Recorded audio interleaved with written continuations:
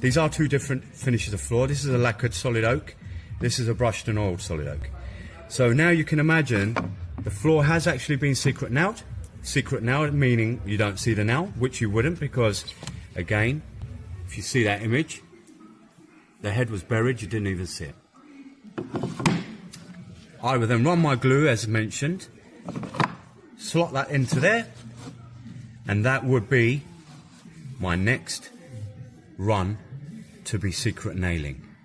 Now guys, what happens is the nail is strong enough to hold the wood, but the glue will actually hold this plank together with this plank also, because if there is any movement, it will be from the joint, which is generally not glued or not secured.